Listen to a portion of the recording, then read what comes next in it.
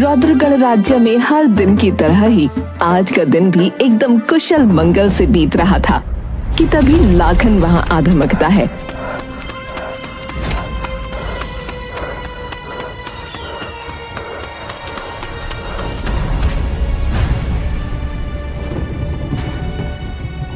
रुको, कौन हो भाई साहब? अरे भाई जाने दो। 10 कदम पीछे। देखिए मेरी बात समझिए, मेरा राजा रणावत सिंह से मिलना बहुत आवश्यक है। लाखन दरख्वास्त करने के लिए थोड़ा आगे झुकता है कि तभी दोनों सिपाही उसकी गर्दन पर अपना भाला रख देते हैं। आखिरी बार कहता हूँ, 10 कदम पीछे जाओ, नहीं तो अगली बार ये भाला तुम्हारी छाती में होगा। लाखन डर के मारे पीछे हो जाता है। देखिए मैं कोई खतरा लेकर नहीं आया हूँ, बल्कि महाराज को बस खतरे से बचाने आया हूँ। क्या बोले जा रहे हो? महाराज को भला किस चीज का खतरा? इतने रक्षा बलों की निगरानी में भला कौन सा भय? देखिए आप मेरी बात मानिए कि उनकी जान को खतरा है। आप समझ क्यों नहीं रहे? पर तुम्हें कैसे पता कि उनकी जान को भय है? अपनी स्वप्नवाणी की वजह से। किसकी वजह से? स्वप्नवाणी। वो मैं समझ गया, पर मतलब क्या है? होता क्या है ये?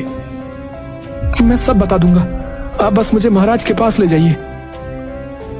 लेकिन खतरा अगर तुम ही हुए तो? देखिए आप भले ही मुझे निर्वस्त्र कर लीजिए, मेरे हाथ पैरों में बेड़ियां डाल दीजिए, परंतु मुझे बस एक बार महाराज से मिलने दीजिए। ये सिर्फ महाराज का नहीं, बल्कि पूरे रौद्रगढ़ साम्राज्य पर आने वाले संकट का विषय है। चंदर और माऊ जी ये सुनते ही एकदम डर उठते हैं और गंभीर हो जाते हैं। माऊ जी, तुम अंदर जाओ और जाकर महाराज से इसके अंदर आने की अनुमति मांगो। माऊ जी तुरंत ही राज दरबार में महाराजा रणावत सिंह के समक्ष आ जाता है और झुककर उसका इस्तकबाल करता है। मंत्री और राजा मौजूद होते हैं। महाराज की विजय हो। उठो। धन्यवाद महाराज। इतने चिंतित क्यों प्रतीत होते हो? महाराज, बाहर कोई ग्रामवासी आपसे मिलने आया है। क्यों? महाराज, उसका कहना है कि उसे लगता है कि आप पर और राज्य पर कोई संकट आने वाला है। क्या? पर कोई खतरा आने वाला है, इस बात का उसे कैसे पता? महाराज, वो कह रहा था कि उसको किसी स्वप्नवाणी की वजह से ये सब पता है। मंत्री जी, ये स्वप्नवाणी क्या होता है? इसका तो मुझे भी कुछ नहीं पता महाराज। ठीक है, प्रस्तुत करो उसे दरबार में। माऊ जी जाकर लाखन को महाराज के दरबार में ले आता है। महाराज की विजय हो। उठो, बताओ क्या कहने आए थे? महाराज, आप पर और पूरे रौद्रगढ़ राज्य पर एक बहुत ही बड़ा संकट आने वाला है। संकट? विस्तार से बताओ। महाराज, भालगढ़ के राजा वी श्रवण अपनी सेना के साथ हमारे राज्य पर कुछ ही दिनों में एक गुप्त आक्रमण करने वाले हैं। मंत्री जी। जी महाराज। ये हमारा कोई गुप्तचर तो नहीं लगता? नहीं महाराज, हमारा कोई गुप्तचर भालगढ़ में तो नहीं है। तो तुम्हें कैसे पता कि हमारे राज्य पे आक्रमण होने वाला है? मेरी स्वप्नवाणी से महाराज। सुना है हमने, पर यह है क्या? मेरे अंदर एक बहुत ही अद्भुत शक्ति है कि जब भी मैं कोई सपना देखता हूं तो भविष्य काल में वो अवश्य सच होता है। और अब की बार मुझे यही स्वप्न आया है कि हमारे राज्य पर राजा वी श्रवण हमला करके इस पूरे राज्य पर कब्जा कर लेंगे और आपको मृत्यु के घाट उतार देंगे। अच्छा, तो भाई हमारा जीवन संकट में है और ये पूरा गांव भी संकट में है। जी महाराज। और मैं इसीलिए मान लूं क्योंकि तुम्हें स्वप्न आया था? महाराज, मेरे स्वप्न हमेशा सत्य होते हैं। पर हम ये कैसे माने? नाम क्या है तुम्हारा? लाखन महाराज। देखो लाखन, मात्र किसी एक मनुष्य के कहने पर मैं युद्ध की तैयारी शुरू नहीं कर सकता। मैं ये जानता हूं महाराज, तभी तो मुझे आप अनुमति दीजिए कि मैं आपको पूरे स्वप्न के विषय में विस्तार से बता सकूं। कौन सा स्वप्न? सबसे पहले जो मैंने स्वप्न देखा वो ये था कि आज रात को महारानी के भोजन में कोई विष मिलाने वाला है।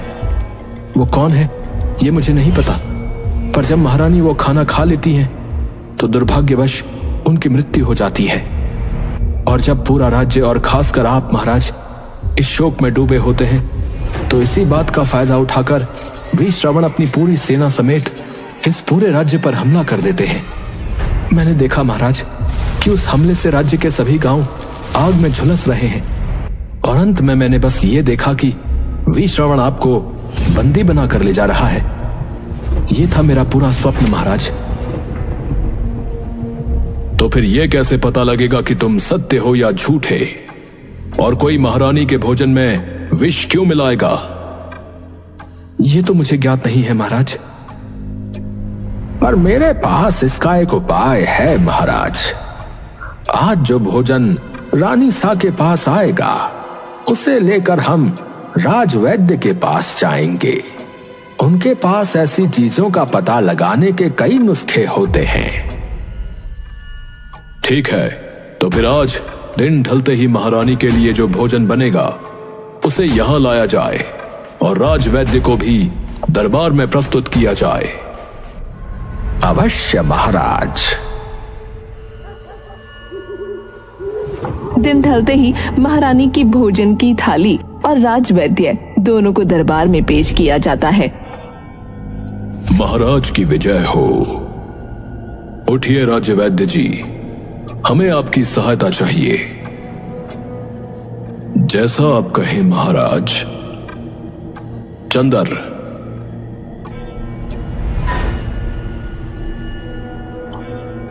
हमें कहीं से पता लगा है कि इस भोजन में किसी तरह का विष मिला है, तो क्या आप इसकी जांच करके बता सकते हैं? अवश्य महाराज।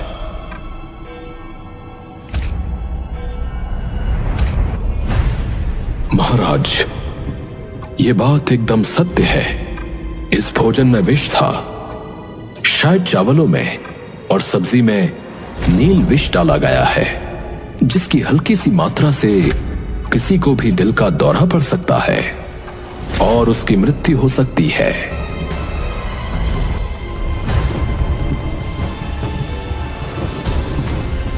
चंदर, जाकर उस लाखन को हमारे सामने प्रस्तुत करो। जो आज्ञा महाराज।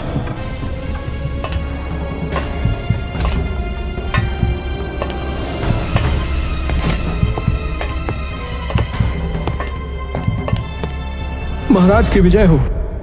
लाखन, तुमने आज हमारी धर्म पत्नी को बचाया है, तो बताओ बदले में हम तुम्हें क्या इनाम दें?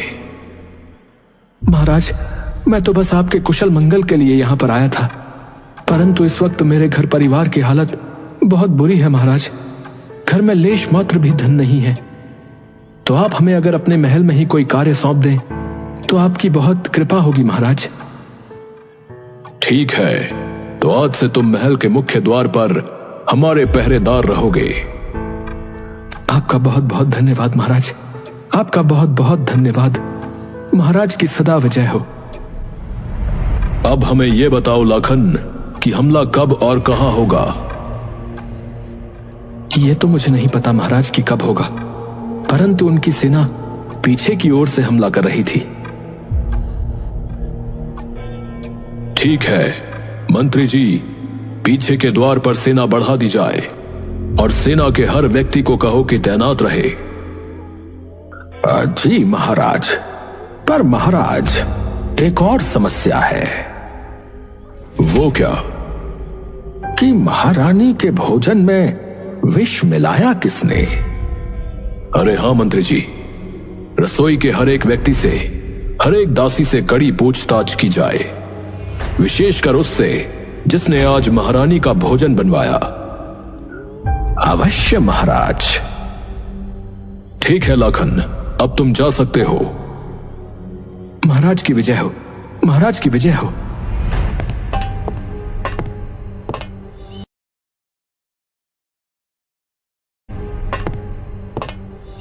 लाखन उसी दिन से अपनी पहरेदारी में लग जाता है। कुछ दिन तक यूं ही महल पर कड़ी पहरेदारी रहती है और रोज रात को मुख्य द्वार पर लाखन पहरेदारी करता है। एक रात यूं ही जब पूर्णिमा की रात होती है, लाखन मुख्य द्वार पर पहरेदारी कर रहा होता है कि तभी आधी रात होते ही उसकी आंखें नींद से बंद होनी शुरू हो जाती हैं। थोड़ी देर जरा बैठ जाता हूँ। पर लाखन जैसे ही बैठता है तो न जाने कब उसकी आंख लग जाती है। फिर उसे एक सपना आ जाता है। इतनी शीघ्रता में क्यों बुलाया है फिर से? कल तो हम हमला करने के लिए आने ही वाले थे। राजा वी श्रवण से कहो कि अभी आक्रमण ना करें, क्योंकि राणावत सिंह को हमारे आक्रमण का भेद पता लग चुका है। यहां पहरेदारी और युद्ध की पूरी तैयारी है, तो हमें अपनी योजना बदलनी होगी। कैसे? तुम मेरे साथ धीर को भेज दो, मैं इसे अपने कक्ष में छुपा दूंगा। परसों दिवाली है, सभी जब हर्षोल्लास में होंगे तभी हम मौका देखकर राणावत सिंह को अगवा कर लेंगे। कर लोगे ये काम? जब मैं राणावत सिंह का मुख्य सेनापति बन सकता हूं तो मतलब मैं कुछ भी कर सकता हूं। और धीर का तो हम सबको पता ही है कि वो हमारे राज्य का सबसे श्रेष्ठ योद्धा है। कर लोगे धीर? मौका दीजिए बस, और राणावत सिंह को फिर देखो मैं कैसे हमारे महाराज के घुटनों पर लाके डालता हूं। तभी लाखन की नींद खुल जाती है। हे राम, राज्य का मुख्य सेनापति ही धोखेबाज है। परसों दिवाली मतलब कल तक वो भालगढ़ का योद्धा महल में आकर छुप चुका होगा। अगले दिन राज दरबार में जब पूरी सभा मौजूद होती है, जहां राज्य का मुख्य सेनापति वीरेंद्र भी मौजूद है, तभी दौड़ता हुआ लाखन वहां आता है